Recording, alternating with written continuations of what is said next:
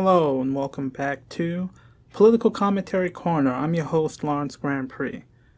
On the last episode, we talked a little bit about Northwest Baltimore City and presented the concept of a relationship, an analogy between the West Bank in occupied Palestine and the situation in Northwest Baltimore, specifically Park Heights. We talked about incidences of police brutality, how those mirror incidences of racial profiling by local neighborhood watches associated with particular Zionist organizations in Northwest Baltimore. We talked a little bit about the political corruption scandal, a federal indictment of a lawmaker in Northwest Baltimore is currently up for election for the state Senate, and how the political networks surrounding her, though she is a Democrat, reflect right-wing Republican Zionist perspectives. And we want to further that analysis in this conversation with a little bit more detail about the political networks, a little bit more about the continued relationship between the oppression of black folks here in America and how the same networks that oppress us here in America are reflecting logics and quite literally in many cases doing some of the oppression of our brothers and sisters in Palestine. So with that, again, go to lbsbaltimore.com to keep up to date about our work engaging in politics and policy, trying to deal with the political consequences of the tough on crime policies that come out of these more conservative, democratic but still conservative Zionist political networks, and sign up for our newsletters, check out all the other shows happening on the Black Liberation Media Network. And with that, let's get back into it.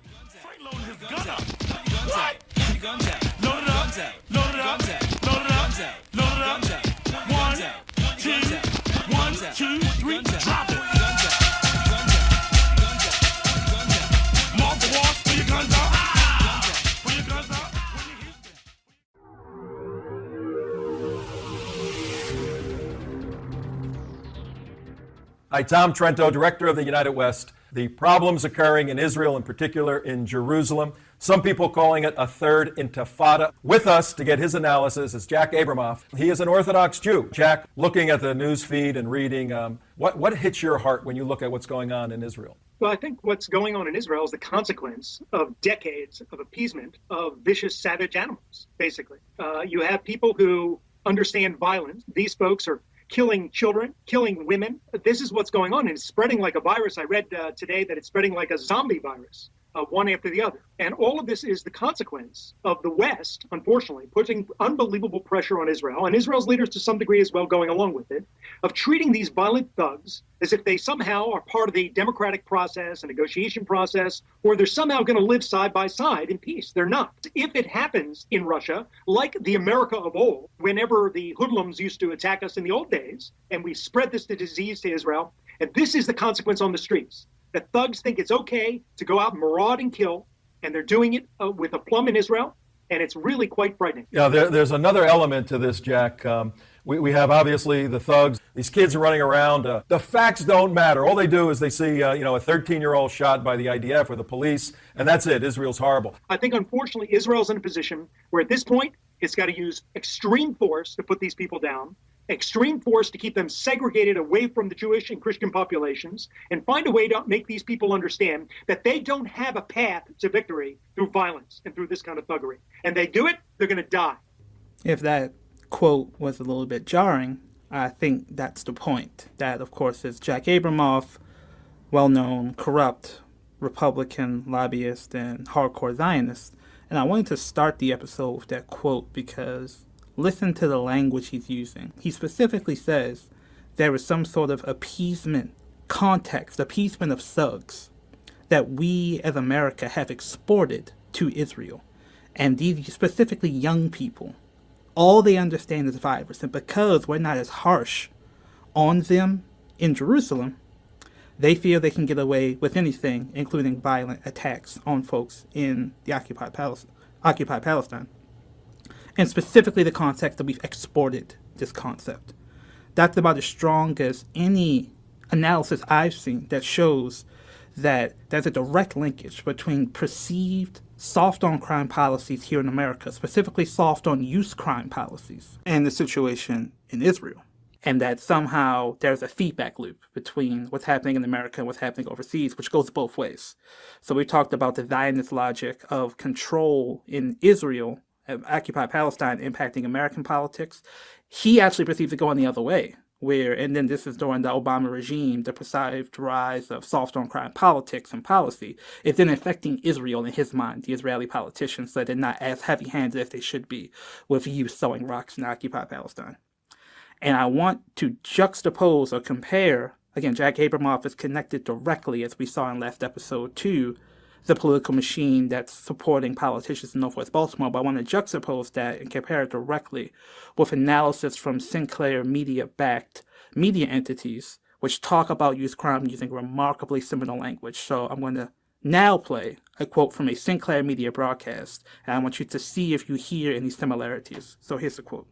I think we are seeing younger and younger offenders who commit violent felonies with more and more frequency. It's been a month since the new juvenile justice laws went into effect, but there seems to be no slowing down for repeat juvenile offenders. Tonight, we're hearing from a law enforcement expert who says police are essentially wasting their time when it comes to arresting young people. More than a month after new juvenile justice laws took effect, there are still concerns over repeat juvenile offenders. Jeff Jatan says a pair of young people robbed him last month and tried to set his wife's hair on fire. He showed these videos to Jatan from a September assault and a smash and grab on the same day. Yep, that's him. He identified both juveniles as the pair who assaulted him and his wife. At City Hall, day 2 into his second term, the mayor's job is to enforce the laws. Mayor Brandon Scott on repeat juvenile offenders. What we also will do is continue to advocate and work with our partners at the state level to make sure that we're not arresting the same young people over and over again. National Police Association President Betsy Smith. Police are really only one part of this picture. Shares that sentiment. Police can arrest a juvenile offender time and time and time again, do all the paperwork, get them to the right court. But if they are not prosecuted properly, they're going to continue to reoffend. The new laws dictate juveniles who commit violent felonies must be referred to the city state's attorney's office. The laws also shorten the amount of time DJS has to turn over cases for charges.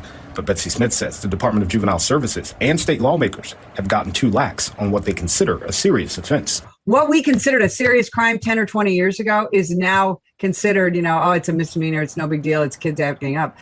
So it's not a leap at all to see that this is a Fox News story after, a few years ago, after the government in Annapolis repealed some of the moderate protections that had been placed onto protecting young people accused of crimes in 2022-23. So this is after the repeal of those laws, and they're still saying we haven't gone far enough. So I think this is a great example of the escalation trap, where no matter what you do, these conservative media, and this woman, Betsy Smith, is also consistently on Fox News and Newsmax promoting Trump policing policies with the National Guard in places like Chicago and D.C. That's consistent escalation chain. And similar to viral videos of you throwing rocks in Palestine, they have this sort of ridiculously unscientific and obviously not admissible, just going to show you a video of a camera, and yep, those are the same use. Probably grainy, black and white, but in the eyes of the person watching it, there is this consistent, again, the phrase coming out of the 70s is hug a thug, which I think is nice because it rhymes. We've just gotten too soft on crime, we're too compassionate, and they take our kindness for weakness, which is ironic because I think one thing that's happening here is that can only be the case when you talk about white suburban kids committing acts of violence. When you see the research on gun and knife carrying and violence, you see similar rates of offending, which is somewhat surprising between white kids and black kids. But there's a consistent ability for white kids to enter into deferred prosecution, into community service, and then white commentators transpose that into, okay, that must be happening with black kids. That must be why crime rates are so high with black folks. Not the structural inequality, not the trauma of mass incarceration. It's just a slap on the wrist DJS system. And as we've noted in the previous episode, this is not a coincidence that the former head of AIPAC, Howard Friedman, is on the board of Sinclair Media. So let's actually take a listen to and very, very little is written about this person. He is very, very hard to find him on camera speaking, which is surprising for someone who used to run one of the largest, most powerful advocacy organizations in DC, tied to a particular foreign country's interest promoting them in DC, and just the history of AIPAC having so much power. But let's actually listen to a segment that was done on Howard Freeman and his role in Sinclair Media. 83% say they believe a terror attack Alert here. Desk in Washington, I'm Lindsay Mastis. We have new details. I'm Jonathan Lyons reporting from the Terrorism Alert Desk with new information about the violence at the hotel in Mali. The Convicted remaining of being an hostages ISIS were fighter freed late has this been morning. sentenced This to afternoon, death by a security forces criminal went through court attack in Paris. Ever heard of Howard Friedman, the businessman who brings us these fear-mongering alerts? He's got a pipeline into about 38% of America's households. And here's why this should matter. First off, Friedman's been listed as one of the top 100 most powerful people in Washington twice. He's been on the boards of many pro-Israel lobbying organizations like AIPAC and the Union of Orthodox Jewish Congregations of America. It was also the president of the JT, an international Jewish news organization, and his media empire has been criticized for forcing each station to run a mandatory daily terrorism alert desk and conflating terrorism with Islam. Now here's the thing. His reach may be growing further. You see, former U.S. President Barack Obama's administration had put some regulations into place that wouldn't allow any one man or company to own more than 39% of the country's local stations. But after President Trump placed Ajit Pai in charge of the FCC, which is the government agency that's charged with regulating television, among other things, the Republicans have been working pretty hard to reverse the limitations. Sinclair Broadcasting, which is the company Friedman runs, is planning to merge with Tribune Media, which is another powerhouse in the local TV business. And if the deal is done, Sinclair will be the largest single owner of stations in the nation and have a line into 72% of the country's homes. How do you feel about this? Should one man, one company that's been accused of strong right-wing political bias and fear-mongering be allowed to have that much reach? Howard Freeman goes firmly into the camps, for most people, of one of the most powerful people that you haven't heard of. And that not only goes to his role on the board of Sinclair Media, it goes to his ability to influence local politics. So if you look at his political campaign donation history, it includes donations to the person who ran against Cori Bush, and we know that Wesley Bell was promoted against Cori Bush to target Cori Bush by many pro-Israel aligned PACs, a substantial donation to the United for Democracy Project, UDP, which has been one of the many noted AIPAC shell PACs. And the idea is like you have a shell corporation when you're like laundering money. You have a shell PAC when you don't want to directly be seen as a pro-Israel organization influencing a race.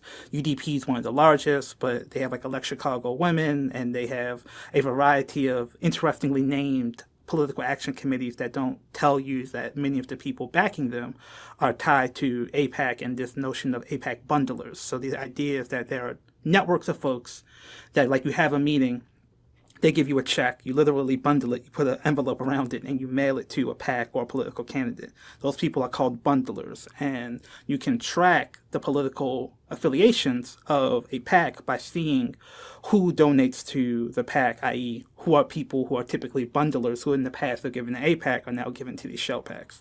So while Howard Freeman's direct campaign donations are somewhat declining, he has historically donated to folks like Dalya Attar in Northwest Baltimore. His biggest donations now are to UDP, reflecting the shift in political strategy that many folks have noted around pro-Israel politics.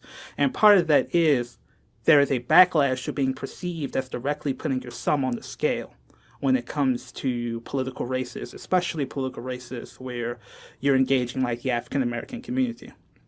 Which gets me to wanting to use this episode to talk a little bit more about some of the political, the term we use is inside baseball from that old show on ESPN, where you talk about what's actually happening on the ground in some detail to show folks the power dynamics at play. So I'm actually going to read to you all an op-ed produced by Leaders of a Beautiful Structure Director of Public Policy Davon Love around his direct personal experience with the politics in Northwest Baltimore.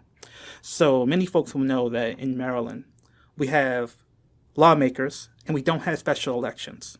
That means when a lawmaker steps down, how do you pick a new lawmaker, whether it's health-related, Sometimes someone goes from the House of Delegates to the Senate. Sometimes people step down to take jobs in the executive branch or the private sector.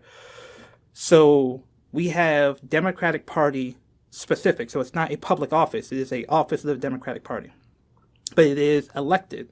So you have state central committees, which is a group of people who put their names on the ballot and they get voted in to be basically the Democratic Party central committee, like a committee that's related to the Democratic Party for a specific legislative district. So we have multiple districts in Maryland. The one we're talking about is the 41st District, Northwest Baltimore City. So there was a race for State Central Committee in 2002 because we do our state elections on the midterm cycle. And our Director of Public Policy actually ran for a seat on the State Central Committee because there was this slate of folks that was supported by, as we've previously been engaged with, Isaac Yitzi Schleifer, a city council person with these ties to the Shomrim and ties to this network of Zionist, largely Orthodox Jewish, but not specifically only Orthodox Jewish, political operatives, more conservative Democrats in this district. Yitzi supported an all-white slate. So of the slots, he put up different candidates to fill the entire slate with folks that would be supportive of his agenda. And black folks in the district realizing that if anybody stepped down who was an elected official in the 41st, they would be replaced by just more conservative, Orthodox, Jewish-aligned, Zionist-aligned slate, put up their own counter-slate. So let's actually read this op-ed written by Davon called A Cold War in the Democratic Party that talks about this dynamic and what happened since 2022 in Northwest Baltimore related to the State Central Committee. It reads, quote, "Over the past few elections, Democrats have abandoned a focus on deep investment in courting black voters and instead pursued multiracial, mostly white suburban voters. With the election of Westmore, our hope was that the party would increase investments in turning out thousands of black voters who typically do not participate in elections. This would require the party to begin to deliver on policy in ways that had not before. Automatic expungements for non-convictions, taxing wealthy corporations as a basis for economic redistributive policies, reducing unnecessary contact that young people have with the criminal justice system, reparations.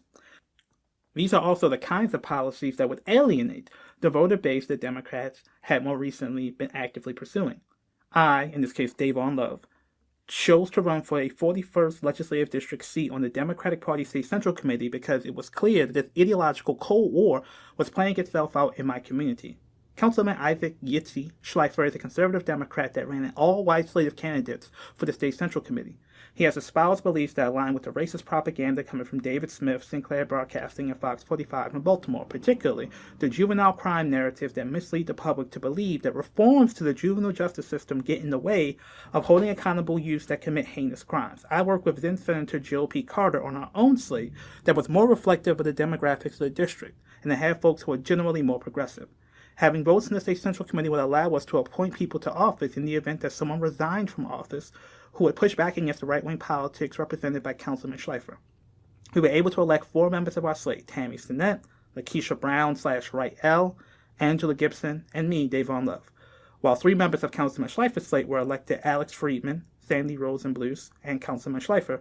Brian Easley, who was affiliated with Neither's slate, rounded out newly elected committee members. Historically, one of the challenges that black people have had in achieving liberation is that white people in their institutions are able to help individual black people attain their own personal, financial, professional aspirations at the expense of advancing our collective power as a people. Angela Gibson, though she ran on Senator Carter's slate, caucused with Yitzi's slate when it was time to appoint someone to replace former delegate Tony Bridges, and was able to get them to vote for her in pursuit of the vacated seat. This created a 4-4 tie that was decided by the governor, who appointed Malcolm Ruff, who was appointed by Carter, and expressed commitments to issues like criminal justice reform and reparations. Brian Easley caucused with our slate. When Senator Carter resigned from her Senate seat, there was a meeting to put Delegate Ruff in the Senate seat. That required that 4 of us that supported him before vote in his favor again, this time against Delegate Dalya Attar, who is an extension of Yitzi's slate. Lakeisha Wright L., her last name was Brown at the time, was in our meeting while we developed our plan. On the night of the vote to replace Senator Carter, Ms. Wright L. voted for Delegate Attar, sabotaging the plan we came up with during the meeting mentioned previously. People are entitled to make their own political decisions. but they are responsible for the consequences of those choices. Angela Gibson and Lakeisha Wright-Ell's choice has the impact of having one less advocate for the policies that I mentioned earlier. Ruff's political agenda is more explicitly aligned with the policies that meaningfully address the issues facing working-class black people. I, in this case Davon Love, have since been kicked off of the State Central Committee as of February 24th, 2025. The official reason is for attendance, missing 3 consecutive meetings in 2023 with no probationary period, no formal warning. What is most important about this is that much of this discussion about whether to kick me off the committee, led by Baltimore City Committee Chair Tammy Stinnett, was about my public criticisms of the Democratic Party. In my one-on-one conversations with her, Stinnett said that she supports my work, but in her motion to terminate me from the committee, she talked about my public criticisms of the Democratic Party as an important consideration in deciding whether I should be removed. Bear in mind, my public criticisms of the party were all well known before and during my campaign for a seat on the State Central Committee. Even people who would like to be understood as allies of black liberation behave as henchmen of the Democratic Party establishment. We cannot allow the corporate wing of the Democratic Party to continue to pretend to have the interest of black people in mind while being impotent in delivering for our community. End quote. So I know that's a lot of, like I said before, inside baseball. But given that Dalya Attar is running as the incumbent to hold the Senate seat that she acquired through this Democratic State Central Committee vote that Davon is talking about, it's important for us to understand this dynamic. So, for example, when he says that Councilperson Schleifer put 3 people from his slate onto the State Central Committee, one of the names is Alex Friedman. That is the son of Howard Friedman, the former head of AIPAC. So we're not speaking, again, in hypotheticals. We're speaking about specific political machines that are demonstrated to have power to do things like influence people's votes. And as stated, people make their own decisions on who they vote for. But given, again, the power imbalance with this multi-million-dollar institution, Howard Friedman's on the board of this multi-million-dollar media institution. And one thing we know is that Fox 45 and local media can make it difficult for people if they have political interests, if they have policy interests, they can run negative stories on those at the very least.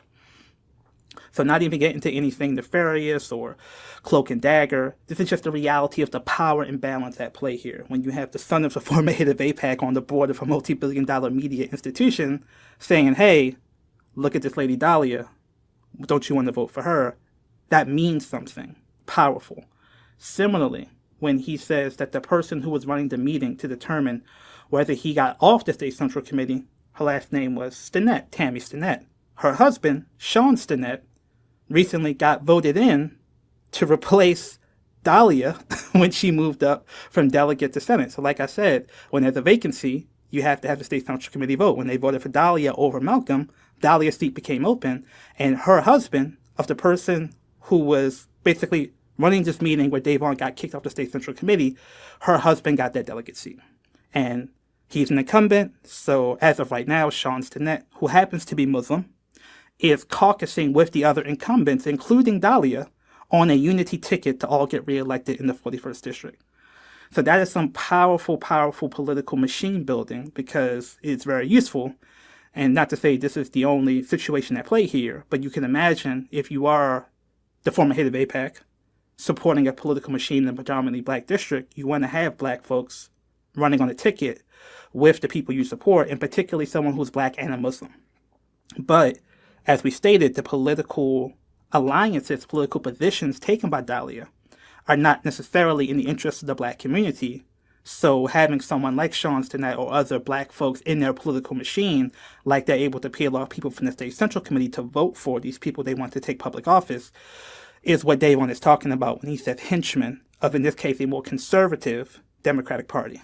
And that's important that we're not just talking about Zionism as an ideology. We're talking about its tough on crime politics as being critical to capitalism. Because part of what's happening is people who invest in or support Sinclair Media is invested in the Atlas restaurants. And Atlas is a restaurant chain that owns restaurants all over the country, but specifically in gentrifying parts of Baltimore near the water, closer to Hopkins, so-called Harbor East. There's a lot of folks who think Baltimore is so full of crime, they don't want to come into Baltimore from the county to eat at an Atlas restaurant unless they feel that the policing and the tough on crime prosecutions are so rampant, that's the only thing that makes them feel safe.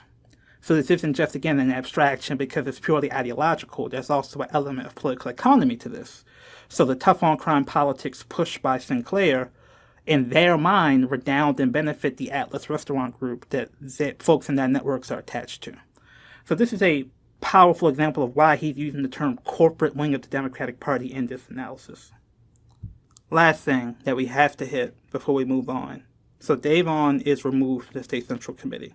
And we didn't even know this till a few months ago, because even us, that this is our job to follow, these Central Committee politics can be obscure and are not public. Who replaced him on the State Central Committee? It was none other than, we met him on the previous episode, Ronnie Rosenbluth, the person who owned Tove Pizza, the former member of the Shamrim, and the person who created space for, when he was coming home from jail, Jack Abramoff, the hardcore Zionist you heard at the beginning of this episode repeating the exact same talking points around use in Israel that you hear from Sinclair Media using around use in Baltimore. And that is the example of the connection between the political machine built around Northwest Baltimore and its tough-on-crime Zionist politics and its Republican-tied Zionist to right-wing politics going all the way down, impacting the Democratic Party that is running this race in Northwest Baltimore right now between Senator Dalya Attar and her opponent, Delegate Malcolm Ruff. So again, this is the political machine that's behind so much of the politics in Northwest Baltimore. And as Davon notes, part of an extension of this larger political coalition is the senator who got those votes to get the senator seat in from the State Central Committee, Dalya Attar. And when we talk about the conservative politics of this network, Dalya's a former prosecutor, but she has been very intentional. It's basically trying to cultivate an image of herself as what, if you remember what George Bush called himself in 2000, I know this is a billion years ago, but he called himself a compassionate conservative. He was a Republican, but he was seen as a little bit more moderate than like Reagan when he was the governor of Texas, supported minority contracting and immigration reform, things like that. Dalya has tried to basically, knowing she's in a majority black district, create an image of herself almost like a conservative, but a compassionate conservative around some of these issues of criminal justice and striking a balance. There's always this constant focus on, we got to get the right balance on accountability and justice, as if they trade off with each other, right?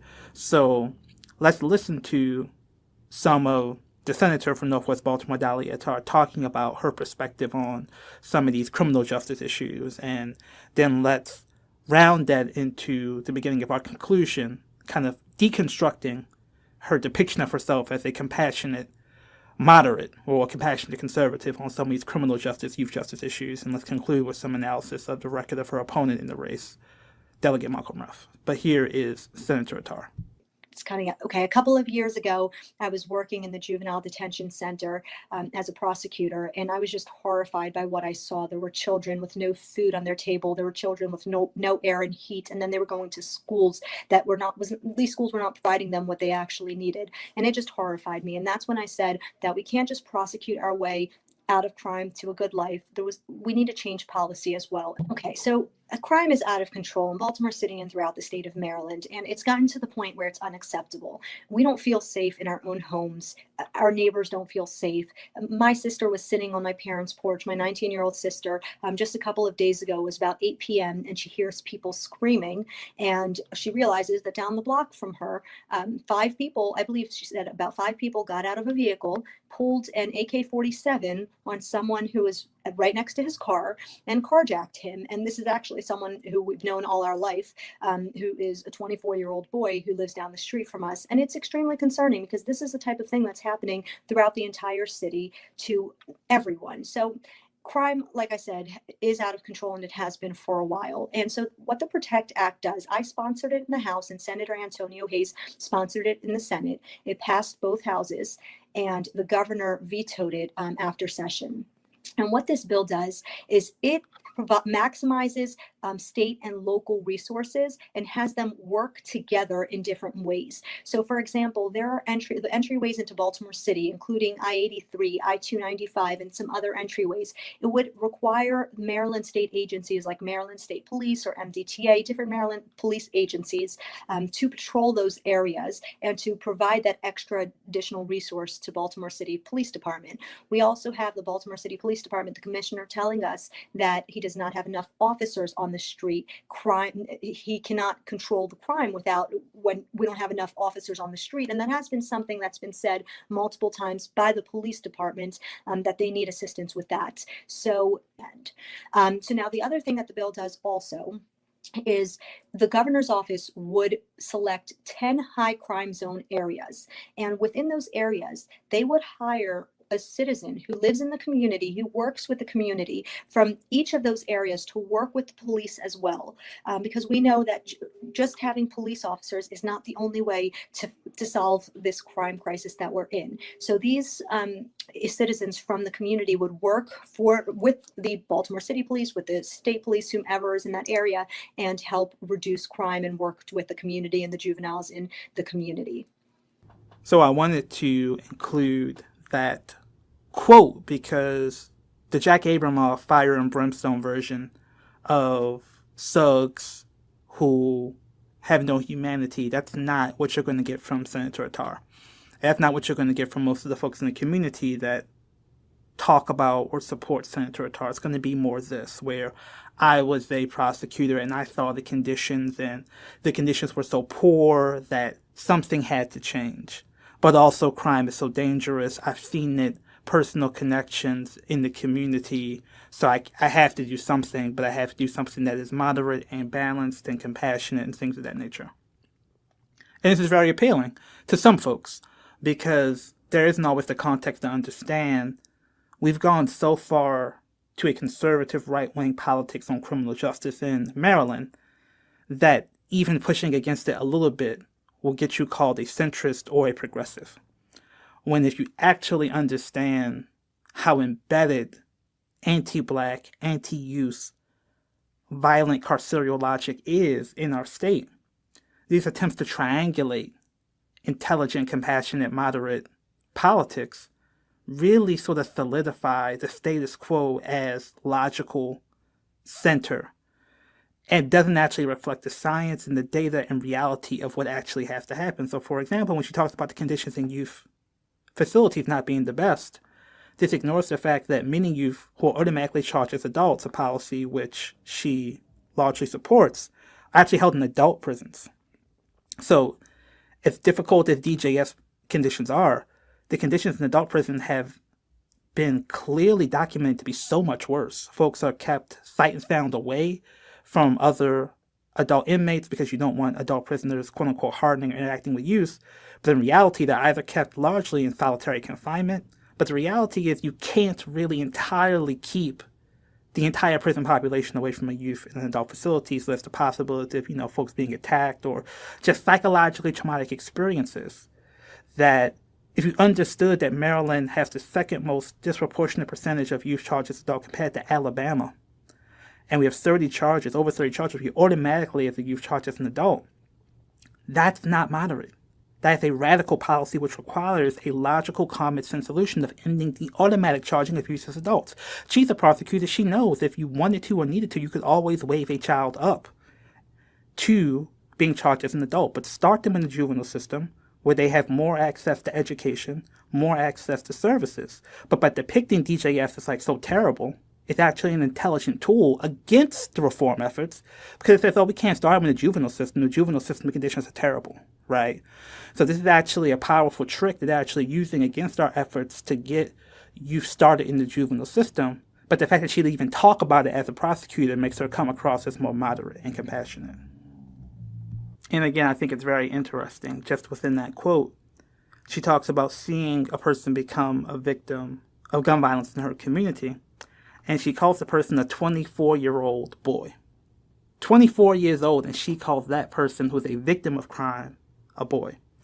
But as we talked about previously, the young people who may carry a gun to protect themselves, carry a gun because they've seen people around them die because they're in a cash economy, and if they get robbed, they can't pay back their plug, and then they're subject to violence, or if they can't feed their family or pay the light bill or help pay the rent, they be evicted. Those people are adults. But the victim of crime, 24 years old, is a boy. So it's just another example of the adultification of black youth so embedded within the logic of the analysis of many, many folks. So it's not just Dalya Attar, but the fact that this 24-year-old person, they get the status of boy. But 14, 15, 16-year-old, we have Democrats pushing for those folks to be charged as adults, and they can't get access to the framework of childhood where they're figuring out how to survive in the world, oftentimes under horrible conditions in their community, produced not through the neglect of the community, but through white supremacy and mass incarceration hollowing out the community. And there's no vision of building upon the strength of those folks and really investing in those folks. Her solution is have the state troopers patrol more in order to help the police because the police are understaffed. So that's not really a compassionate framework, even though she wants to rhetorically come across as compassionate. It is central to the policing carceral logic that reflects the adultification of black youth, which I think is just magnified by the fact that she called a 24-year-old victim of crime a boy and doesn't have the same level of understanding for the people, again, who are accused, in many cases, accused through overcharging, accused through guilt by association. But the politics she's supporting, the network she supports, wants all of those folks charged as adults to be able to leverage guilty pleas out of them, largely to assuage this deep, irrepressible desire for punishment and control of youth that we've demonstrated consistently is tied to the Zionist logic of control that undergirds so many people in her political network. I think the last piece of that clip that I think is interesting is that, again, the most proactive solution she has is that folks in the community that are actively engaged, they can actually get paid to actually engage with public safety officers to facilitate community, in this case, police public safety connections. Now, given everything we've talked about in the previous episode, doesn't that create a context where some of the folks most likely to get that money are folks tied to the community associations that are more conservative, but also specifically in this case, folks tied to the Shomrim? And I think, again, that's an example of her delivering in some respects to a very powerful community-based political constituency, which is folks in community associations who have anxieties about crime, and in the specific case of her community, the Shomrim. But I think, again, it is very interesting, as we said previously, that we have alternative formations indigenous to the black community doing something very similar in folks like We Are Us, who are actually engaging community, diffusing conflict upstream to give community an alternative to having to literally be paid to work with the police, which is the solution that she talks about, as a way to keep community safe. And as opposed to investing in that capacity, as opposed to affirming it, which again you should if you're so obsessed with safety, folks like Yitzi and folks in this network, folks on Fox 45, are continuously running stories accusing Fox 45 of corruption and bad accounting as a nonprofit, which again needs to be viewed specifically through the lens of their connection with someone in Jack Abramoff who used this nonprofit to fund snipers and the funding of sniper equipment and sniper lessons in the occupied Palestinian territories. And also just his ability to defraud people of millions and millions of dollars, and the scrutiny with which they view a few $100,000 grants compared to the systemic corruption of someone like Jack Abramoff, I think shows you this is not really about taxpayer accountability. This is not really about nonprofit best practice. This is an ideological agenda that's seeking to view black people presenting an alternative to policing where we own and control the institutions delivering public safety in our community is a threat to the fear-mongering around youth crime that these folks have used as a political cudgel to force people in community who care about public safety and protecting their community to align with them, to align with a more conservative, corporate, tough-on-crime Democratic Party regime, as opposed to opening that space up to more political possibilities of black community-controlled institutions and the level of attack that they get compared to the level of deference and investment and praise given to institutions tied to folks like the Shomrim and other more conservative, pro-cop elements of the public safety ecosystem here in Baltimore. So now that we've been able to interrogate a bit of the politics of the senator from the 41st District, Northwest Baltimore, let's look at the politics of our opponent, Malcolm Ruff, a civil rights lawyer who works with famous Baltimore civil rights lawyer Billy Murphy, who Billy Murphy and his firm represented Freddie Gray in his lawsuit against the city when his family, after he passed away. And that civil rights lawyer framework, I think, shines through in his attention to detail around some of his testimony around issues related to criminal justice, and I think is reflective of the networks that he is tapped into that are connected to his ability to be a champion on social justice issues in Annapolis, and theoretically could do more so in the Maryland Senate if he were to win that race. So let's actually listen to Delegate Malcolm Ruff talk about expungement legislation that he is presenting in Annapolis. I think it's demonstrative of the distinction, the juxtaposition between his way of talking about the issue, the networks that are connected to empowering him, and the senator currently from Northwest Baltimore, Dalya Attar. So here is Delegate Malcolm Ruff. For the record, I'm Delegate Malcolm P. Ruff, Legislative District 41 in Baltimore City. One unfavorable piece of testimony on this bill stated, and I quote, "Criminal records have nothing to do with racial equity." However, please read the racial impact note. It states, this bill's good cause expungement provisions will likely impact Black individuals to a greater extent as these individuals are overrepresented in charges, arrests, and incarceration for many crimes at a disproportionately high rate, making them also disproportionately affected by the collateral consequences of a criminal record.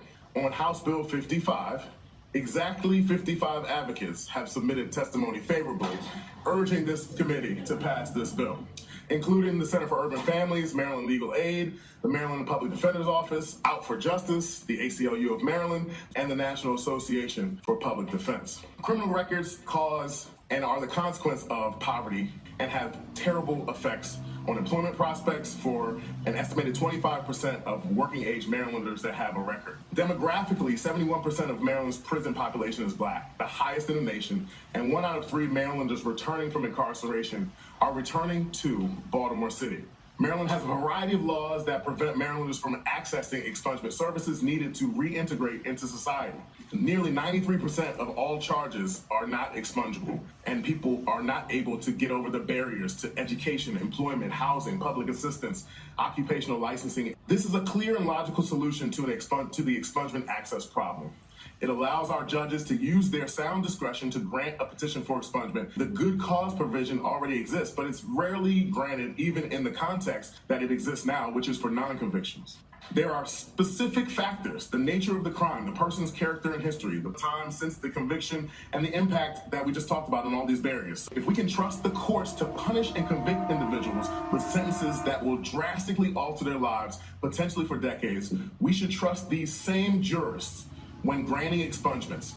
I thought that was a good quote to encapsulate Malcolm's approach, because lawyers have their own ability to articulate an issue. Sometimes it can be very procedural, somewhat detail-oriented, but I think here he's mixing in some very essential structural analysis with some very important legal points. So to start with the legal points, talking about judge discretion, that's one of the arguments we've made specifically against mandatory minimums, which in many ways automatically charging youth as adults kind of is, because what you've done is you completely eliminated the ability to have an individualized determination of the circumstances around a person being charged. So as he mentioned, there are so many factors: the nature of the conviction, the person's previous record, the context of all of the factors of the neighborhood, the experiences that person has had. You lose the ability to engage any of that when you're automatically charging youth as adults. And in this case, you're losing that when you're failing to look at the conditions related to an expungement. So similar to how ending the automatic charging of youth as adults would create an ability to have an individualized determination as to what makes the most sense for an individual, a young person who's accused of a crime, here he's defending opening up expungements of convictions to judges to be able to automatically be able to expunge those cases based upon the individual conditions around that. And I think that, especially again, given the dynamics of racialized policing that Malcolm explicitly talks about in a way that Dalya doesn't. Dalya's framework is more colorblind human rights, these individual young people who are suffering in these incarceration facilities. Delegate Ruff's ability to explicitly racialize it and talk about the historical inequities in Maryland being some of the worst in the country, and specifically around the context of Baltimore City, its history of racialized, targeted hyper-incarceration creates conditions where people are going to have criminal records almost just by living in certain neighborhoods. And the inability to get those expunged, inability of tying that to disproportionate contacts through the school-to-prison pipeline, all of these things specifically compound conditions in a neighborhood specifically like Northwest Baltimore City, specifically like Park Heights, which has been targeted for racialized hyper-incarceration and police abuses, like we saw with the video, the audio from the police chasing the person and trying to hit them with a car in the last video. So all these things mean that the lived reality of what it's going to take to repair conditions in Northwest Baltimore City, you can't just talk about it just as an abstraction.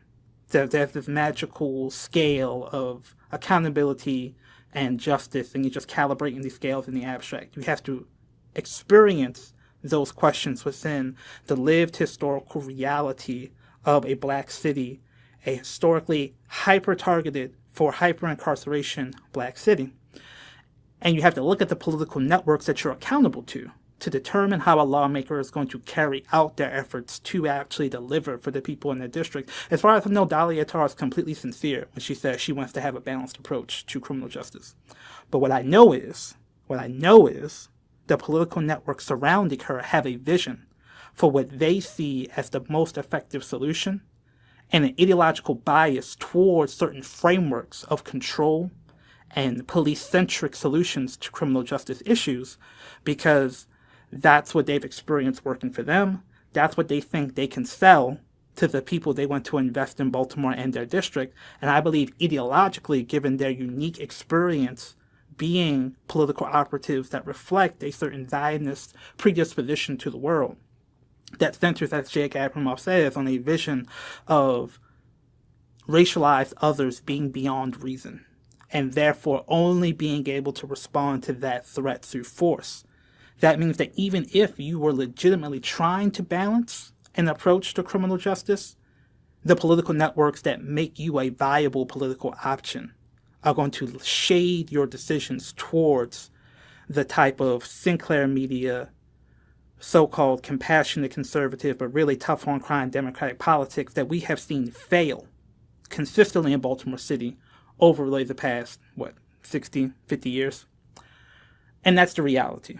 So the reality is the people he's talking about, Delegate Ruff, in his testimony, the Alpha Justices, the public defenders, again, marching consistently with We Are Us, engaging with other organizations and community, those show an accountability to a political network that's going to create more space for more responsive approaches to criminal justice issues, more responsive justice to economic justice issues, because one of the bills that Delegate Ruff put in this session is to use the endowments of very well-endowed non-for-profit institutions like Johns Hopkins to be able to create a fund that would address historical inequality.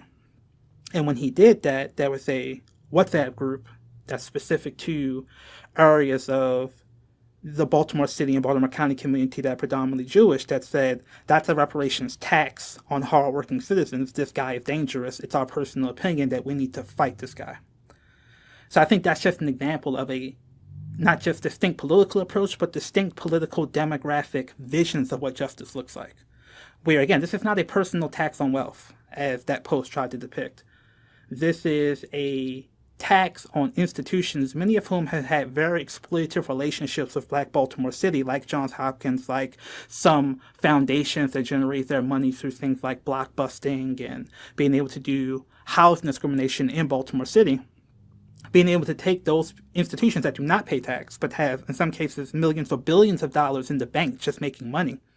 And when people say reparations, how are you going to pay for it? Create a small tax on these institutions so we can have permanent funds to reinvest in these communities that have been hollowed out by exploitative real estate practices, by hyper-targeted mass incarceration, through the extraction of wealth that generates these massive, massive sums that Hopkins is sitting on around $13 billion right now. And again, when you have one person who has tied themselves to reflect a political vision of justice that seeks to take on that power and redistribute the power and money to community, and you have another person who, whatever their personal accusations of wrongdoing might be with the federal lawsuit that we talked about in the previous episode, or their personal desires or commitment to justice, is tied to a political network that have a vision that sees these affluent institutions and these powerful institutions like policing as so central to social control and safety for that community that they don't feel they can take on that power without putting the safety of community at risk. And we can understand the history of the Holocaust that leads to that feeling of need and desire for safety, while also simultaneously saying that we need a vision of safety that reflects the reality of what people are experiencing on the ground in Baltimore City right now. Another example of how this is impacting the politics of the district is in a WhatsApp group that's specific to the Jewish and especially Orthodox Jewish community in Northwest Baltimore. There was a post about Delegate Malcolm Ruff's bill to tax the endowments of large nonprofit institutions. And they used the fact that part of the bill says that this money that's designed to redress historical inequity cannot be used to fund police departments, which is the same language we used in our bill about using cannabis taxation dollars to fund reparations for war on drugs. They used that in this blurb to say, basically, to intimate like a dog whistle that Delegate Ruff does not care about public safety because he doesn't want the money to go to the police. Of course, we know the police are funded to the tune of $600 million a year, Baltimore City alone, receiving record amount of federal money. And they don't need money to redress historical inequity. They are the institution that has produced the historical inequity. But the idea of mentioning that in this WhatsApp group feeds a community that's already primed to see Black people and redressing Black issues as somehow threatening their public safety, to see this bill, which would raise hundreds of millions of dollars to redress historical inequity, as somehow threatening their public safety. And it goes on to say, well, he's increasing taxes. That's a burden that we shouldn't have to deal with. This guy's dangerous. We should make sure that this bill dies and make sure that this guy doesn't get elected to the Senate. Again, reflecting public safety concerns and a community that experienced the benefit of reparations overseas. Of course, Jewish folks receive reparations from certain people in Germany, but questioning the ability of Black people to, again, have self-determination, to generate their own revenue pool for reparations here in Baltimore. So the last thing I want to mention for this episode is, in the context of Northwest Baltimore, again, you have to sort through, beyond the political scandal, the nuances of the particulars to be able to understand what the difference is between these candidates and why this election really matters. So a few years ago, there was a tragic incident where a 15-year-old young woman, Kayla Starter, was killed when a 9-year-old got access to their grandmother's gun. Then Senator Jill Carter, because this was in the 41st District, had a bill that had a comprehensive approach. So it had provisions that were presented a required child in need of services or SINS petition to ensure that the individual that in this case got access to the gun to the shooting actually got services. But it also had some accountability metrics narrowly tailored so that individuals who can be proven to have negligently allowed a young person to get access to a gun could be held accountable. Now, unfortunately, this bill languished, and when Senator Carter, as we know, left her position, Dalya Attar took over her spot, and Malcolm Ruff also came in similarly during that time period. So what happens is the bill gets split, and that the child needed petition services provisions gets put in a House bill, championed by Delegate Ruff, and the accountability metrics, the incarceration metrics, get put into a bill that Dalya Attar then changes to add additional criminalization metrics onto the bill beyond what Senator Jill Carter presented in her bill and what she supported. And she goes on to talk about how this bill languishing and not passing was because they were tied together, and the environment around youth criminalization made it hard for them to pass the services provisions of the bill. So let's listen to Senator Carter talk about why she feels this bill had a hard time passing.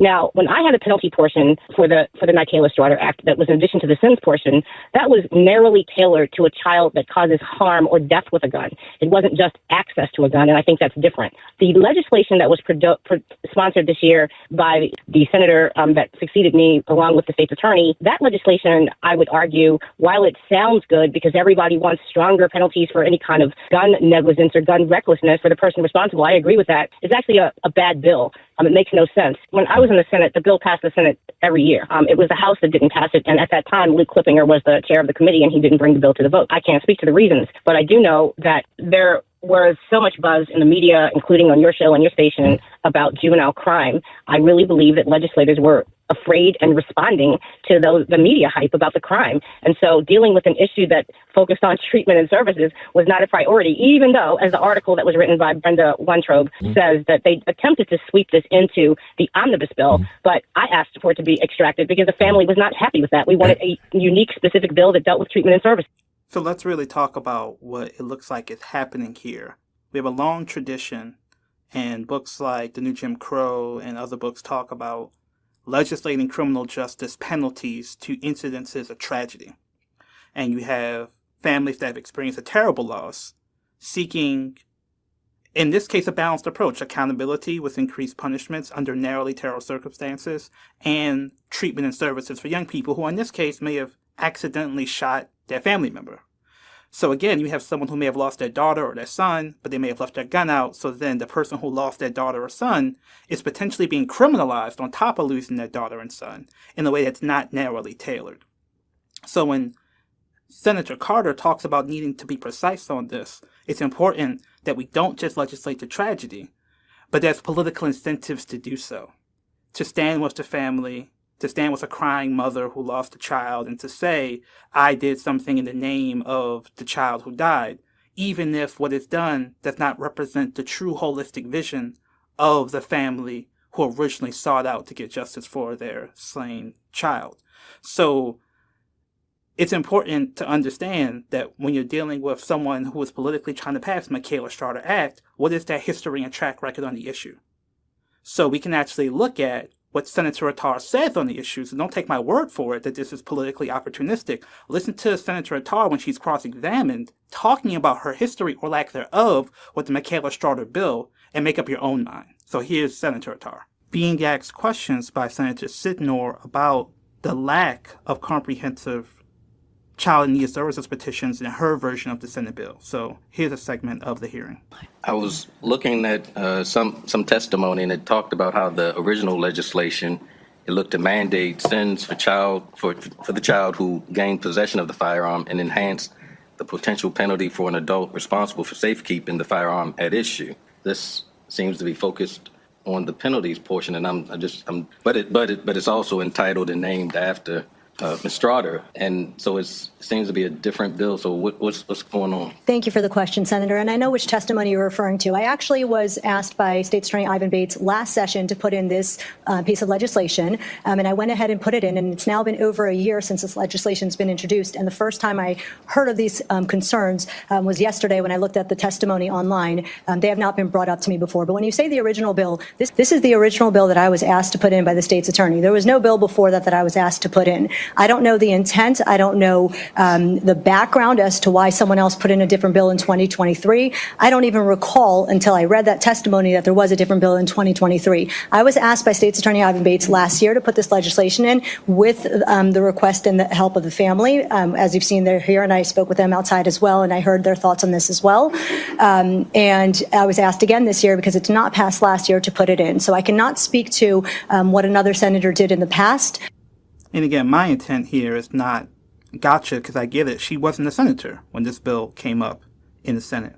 But if you're claiming to have consulted with the family, and the family clearly worked on this bill years beforehand with Senator Jill Carter, to say that you picked up the bill at the behest of the state's attorney that is known to fearmonger and trade with Sinclair Media in notions of black criminality and youth criminality, the same notions of black and youth criminality as Senator Carter explicitly said stopped passage of this bill. I think it shows a level of political opportunism and the inability to comprehensively engage with the reality of the issue. Because again, Senator Carter's statement on the radio, it is the environment around pathologizing Black youth and Black families that stopped the comprehensive bill from passing. But you don't have to worry about that as long as you attach the name on something that criminalizes Black families that maybe make a mistake and maybe lose their child in the midst of that mistake. Increasing that criminalization and attaching Michaela Strawder's name to it, even though it's not the original bill the family presented years ago, is what Senator Sitnor was talking about. So again, the nuances and specifics matter. And I think when you put that into context, when you put the historical allegiances and alliances of these networks into context, when you put the need for a grounded relationship to people in community who care about justice into context, that not only is this a clear choice about how you take a political approach that reflects the vision of justice, it is really an essential battle that folks who are interested in anti-Zionist politics at a national or international level look at places like Baltimore City, look at places like Northwest Baltimore, look at this race between Malcolm Ruff and Dalya Attar as an example of how you can take meaningful steps to begin to strip out the political rebar of this political machine that supports things like Zionism internationally. Look at ways you can strategically engage in local and statewide politics to begin to make meaningful progress to pushing back against some of the human rights abuses and excesses that this network's power has allowed to facilitate in the world, but also building community power with Black folks, knowing that Black folks are building power for themselves or being allies to Black folks, building power for themselves in races like this, to be able to build an actual interracial coalition that does not sacrifice Black people's desire for self-determination, but sees that desire for self-determination as a critical tool for fighting Zionist politics, tough on crime politics, and generally fighting for progressive human rights, self-determination politics at home here in Baltimore City. And we hope beginning to build alliances to use the victories like this, like we hope to have in Northwest Baltimore, to begin to build capacity to be able to actually impact and produce self-determination for our brothers and sisters in occupied Palestine.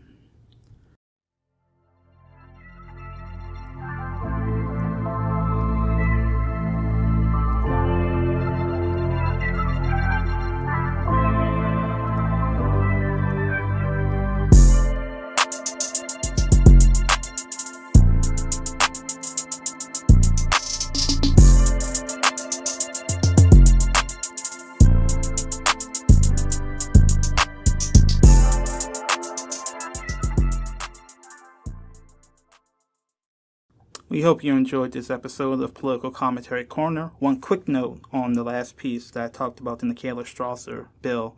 The services provision, the child needs services provision sponsored by Delegate Ruff, actually did pass this session and actually waiting on the desk of the governor to be signed. So I think that that is a piece of why Delegate Ruff and his ability to speak so fervently in the context of being a civil rights lawyer produces real results for our community that I hope can be worthy of the name of the Michaela Strawder Act and his version of it passing in the House. And our ability as someone who is not a nonprofit to speak directly on campaigns like this one between Delegate Ruff and Senator Attar is because we're supported by folks like you all. So we have people who are sustainers who give us a small amount of money every month, like a Patreon model, but we are able to use that money to directly engage in questions of policy and questions of speaking about candidates who are better for our community or less good for our community. That's the freedom of having an institution that's supported by the grassroots, that is not a nonprofit,